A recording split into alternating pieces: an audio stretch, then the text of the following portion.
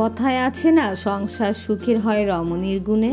তো শুধু একটা রমণী বলতে পারবে যে একটা সংসারের উপর যে কত পরিমাণ এফোর্ট দিতে হয় সারাদিন। তো আজকে আমার ব্লগটি হচ্ছে সকাল থেকে রাত পর্যন্ত আমি একটি সংসারে কি করি। তো এই ব্লগটি দেখতে হলে আমার পাশেই থাকতে হবে। আশা করছি আপনাদের এই ব্লগটিও আমার ভালো লাগবে, আর ভালো লাগলে অবশ্যই সাবস্ক্রাইব করে দিয়ে আমার পাশে থাকবেন। আসসালামু আলাইকুম, সবাই কেমন আছেন? আশা করছি সবাই ভালো আছেন। আমি আরেকটি নতুন ভিডিও নিয়ে আপনাদের মাঝে হাজির হলাম। আমি রাবি।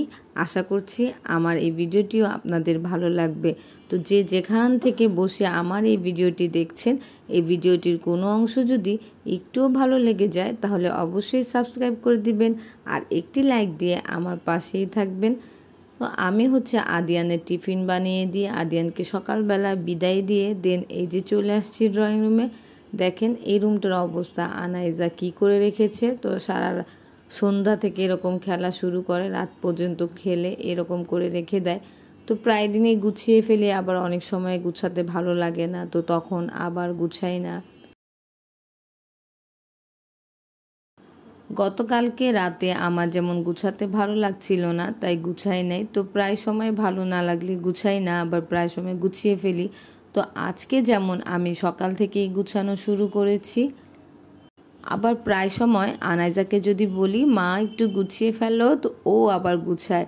আমি বুঝি না যে ও আবার অনেক সময় আমার সব কথা শুনে। মেয়েটা মাশাল্লাহ আমার একটা লক্ষ্মী মেয়ে হয়েছে। তো যাই হোক, ও গুছিয়ে ফেলে প্রায় সময়। তো আজকে আমি হচ্ছে একটু ভালো করে গুছিয়ে নিচ্ছিলাম সব ঝেড়ে টেরে। তো এই গুছানোটা প্রায় আধা ঘন্টা লেগেছে, অথচ আমি আপনাদেরকে 2-3 মিনিটে দেখিয়ে ফেলছি। তো যাই হোক, কষ্ট তো করতেই হয়। আমার মতো যারা যারা এরকম সংসার করেন তারা সবাই জানেন যে কী পরিমাণ 3 বছর বা 4 বছর একটা বাচ্চা থাকলে ঘর নষ্ট হয় একটু পর পর। কারণ ওরাই বা কী করবে এই 4 দেয়ালের মাঝখানে, এটাই তো ওদের খেলার জায়গা। তো এই জন্য আমি মানা করি না, যখন যেরকমভাবে ওর খেলতে ইচ্ছে হয় ও খেলে। ওকে খালি বলি যে তুমি খেলা শেষ করে একটু গুছিয়ে রেখো। কিন্তু মাশাল্লাহ মেয়ে আমার অনেক সময় কথা শুনে। তো আমার এটাই ভালো লাগে, কারণ যখন আদিয়ান হয়েছিল বা আদিয়ান ওর মতো বয়স ছিল তখন কিন্তু আদিয়ান এগুলা একটুও করতো না। বাট মেয়ে তো মেয়েই, ও অনেক গুছিয়ে গুছিয়ে খেলে, ও আমার অনেক কথা শুনে। সকালবেলায় বারান্দা থেকে কাপড় এনে রেখে দিয়েছিলাম, তো ওগুলা ভাঁজ করা হয়নি। তো এখন আবার ভাঁজ করে নিচ্ছিলাম, কারণ দেখা যায় কি যে একটা কাজ যদি আমি রেখে দিই, যেমন এই কাপড়গুলো ভাবলাম যে আজকে না কালকে ভাঁজ করব, তো দেখা যাবে আবার কালকের কাপড়গুলো জমে অনেকগুলো হয়ে যাবে। এই আজকের এই কাজটা করতে আমার যদি 10 মিনিট লেগে থাকে, তো কালকে লাগবে 20 মিনিট বা 25 মিনিট। তো এর জন্য আমি সাথে সাথেই গুছিয়ে ফেলি। তারপরও যে জমে না তা না, একদিন বাইরে গেলেই দেখা যায় যে জমে গিয়েছে কাজ।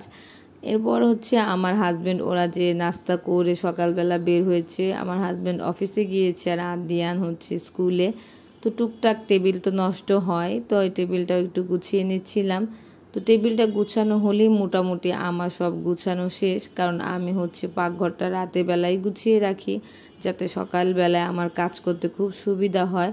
আর যেহেতু আদিয়া আনাইজা রাত্রেবেলায় অনেক জ্বালায় মাঝে মধ্যে, তো দেখা যায় যে আমার হাজব্যান্ডও সকালবেলা উঠে ও অনেকখানি কাজ করে ফেলে, যেমন ওর কফি বানানো, আদিয়ানকে একটু নাস্তা দেওয়া। তো ও এসব ব্যাপারে আমাকে অনেক হেল্প করে। একজন হাজব্যান্ড যদি হেল্পফুল হয় তাহলে তো আর কোনো কথাই নেই, কারণ তাদের কিছু বলতে হয় না, অনেক সময় অনেক কিছু দেখেই হেল্প করে। এখানে হচ্ছে রাতেরবেলা আনাইজার জন্য একটু দই বসিয়েছিলাম, কারণ ও আবার চিনি কম দিয়ে মানে টক দই টাইপের দই খেতে খুব পছন্দ করে। তো যখনই দুধ জাল দিই তো ওর জন্য আবার একটু দই বসিয়ে দিই। তো এরপর চলে আসলাম রান্না করতে। যেহেতু হচ্ছে ফ্রিজে তেমন কিছু ছিল না, তো এই কয়েকটা জিনিস ছিল, ভাবলাম এগুলা হচ্ছে ভেজে ফেলি, কারণ আমার জামাইয়ের আবার ভাজা খেতে খুব ভালো লাগে। তো এখানে একটু জালি ছিল, পটল ছিল, তো এগুলো ভাবলাম ভেজে ফেলি। তো এই জন্য আমি সব রকম মশলা দিয়ে দিচ্ছিলাম। তো দিয়ে এখন আমি এগুলা ভাজবো। আমি আমার আগের ভিডিওগুলোতেও বলেছিলাম যে আমি আমার মেনু মানে রেডি করি, আমার হাজব্যান্ড যা বলে তাই আমি ওকে ফোন দিয়ে জিজ্ঞেস করি, বা আগের দিন রাত্রেই জিজ্ঞেস করে রাখি যে কালকে কি খাবা। কারণ ও যা বলে আমি তাই রান্না করি। কারণ এটার জন্য দেখা যায় যে পরের দিন আমার কোনো কথা শুনতে হয় না যে কী রান্না করছো বা এটা সেটা। ও যা বলবে আমি তাই রান্না করি, আর আমি ওগুলাই খাই, কারণ ও তো আর কিছু খারাপ বলে না। তো আমারও খুব ভালো লাগে, আর ওকে জিজ্ঞেস করে রান্না করতেই আমার ভালো লাগে। আমার কেন জানি ওকে খাওয়াতে অনেক ভালো লাগে। তো প্রায় সময় দিয়ানো হিংসা করে বলে যে আমি একটা কিছু চাইলে তুমি 4-5 দিন লেট করে দাও, আর বাবা যদি কিছু চায় তো তুমি ওই দিনই করে দাও, এটা কেন? তো আমি বলেছি যে বাবা তো আর কষ্টের কিছু দেয় না, আর বাবা যেগুলা দেয় এগুলা তো আমার প্রতিদিনেরই কাজ, এগুলা বাবা না দিলেও আমার করতে হতো যে কোনো একটা কিছু। তো বাবাকে জিজ্ঞেস করলে সুবিধা হয় কি যে আমার আর চিন্তা করা লাগে না যে কি রান্না করব বা কিছু। তো ওই যা বলে আমি তাই রান্না করি, আর ও যে খেয়ে খুশি হয় আমার হাজবেন্ড, তো সেটাই হচ্ছে আমার খুব ভালো লাগে। জালি আর পটল ভাজতে বসিয়ে দিয়ে আমি আরেক সাইডে পেঁপে সিদ্ধ দেওয়ার জন্য বসিয়ে দিলাম, কারণ আজকে আমার জামাই বলেছিল পেঁপে দিয়ে মুরগি খাবে। তো ভাবলাম পেঁপেগুলাকে 1-2টা সিটি দিয়ে দেই, তাহলে তাড়াতাড়ি হবে রান্নাটা। তারপর একটু ডাল বের করে নিচ্ছিলাম, কারণ ডাল দিয়ে জালি রান্না করব। কারণ একটু জালি রয়ে গিয়েছিল, কয়েকদিন আগে এনেছিল, তো ভাবলাম যে এটা রান্না করে ফেলি, আর নয়তো নষ্ট হয়ে যাবে। আর আমি হচ্ছে বেশি ডাল রান্না করি না, কারণ দেখা যায় যে আমরা মাত্র 4 জন মানুষ, তো প্রায় সময় ডাল অনেকখানি করে রয়ে যায়। তো আমি এই জন্য 1 কাপের মতো ছোট একটা কাপ দিয়ে ডাল মেজারমেন্ট করে নিয়েছিলাম। তো এখন হচ্ছে মুরগির মাংস বসিয়ে দিচ্ছিলাম। আমি প্রায় সময় বিকেলবেলায় রান্না করি, কারণ দেখা যায় যে অনেক সময় দুপুরের খাবারগুলা থেকে যায় অনেকগুলাই, তখন মনে হয় একটু আলসামি লাগে যে আচ্ছা ঠিক আছে আজকে একটু বিকেলেই রান্না করি।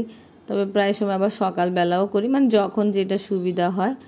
এখন পর্যন্ত ধৈর্য সহকারে যারাই আমার ভিডিওটি দেখছেন, আপনাদের যদি কোনো একটু অংশ ভালো লেগে যায় আমার এই ভিডিওটির, তাহলে অবশ্যই সাবস্ক্রাইব করে দিন, আর একটি লাইক দিয়ে আমার পাশেই থেকেন। আপনাদের সাপোর্ট আমার অনেক প্রয়োজন, তো আপনাদের সাপোর্ট পেলে ভিডিও বানাতে ভালো লাগে। তো আশা করছি আপনারা অবশ্যই আমাকে সাপোর্ট করবেন।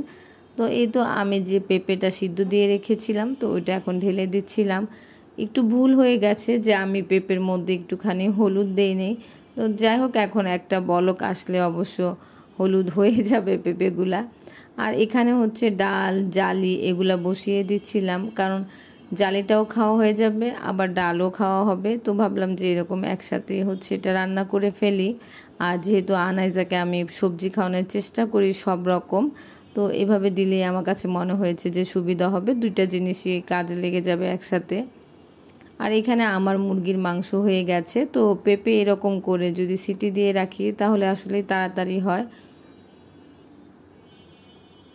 আর আমি যে জালিগুলা ভেজেছিলাম পটল, তো এগুলাও হয়ে গিয়েছে, ভাবলাম এগুলো উঠিয়ে ফেলি। তো আজকের জন্য মোটামুটি আমার রান্না বান্না শেষ। তো বিকেলবেলা ভাবলাম যে একটুখানি সাইলেন্ট মুডে একটু কফি খাই। আমি মাঝে মধ্যে এরকমটা করি, কারণ আমার নিজেকে সময় দিই, মানে ইচ্ছে হয় যে অনেক তো কাজ করলাম, তো একটু নিজের জন্য সময় বের করি বা নিজের মতো করে থাকি। তো আমি হচ্ছে এখন এই ইনস্ট্যান্ট এই কফিটাই বানাই, আমা কফিটা। কারণ এখন আর সময় দিয়ে না মাঝে মধ্যে রেস্টুরেন্টের মতো কফি বানাতে ইচ্ছে হয় না। তো আমি হচ্ছে জাস্ট গরম পানি করে এই কফিটা দিয়ে দিয়েছিলাম। তো এখন সব লাইট টাইট অফ করে সাইলেন্ট মুডে কফি খাচ্ছিলাম, কারণ আনাইজা আদিয়ান একটু ঘুমাচ্ছিল, আদিয়ান স্কুল থেকে এসে একটু ঘুমায়। তারপর চলে গিয়েছিলাম দোয়েল চত্বরে কিছু জিনিস কিনবো বলে ঘর সাজানোর। যেহেতু নতুন বাসা করেছি, তো টুকটাক ঘর সাজানোর জিনিস কিনবো, আর যাই কিনি সবসময় আপনাদের সাথে শেয়ারও করবো। আজকে এ পর্যন্তই, আল্লাহ হাফেজ।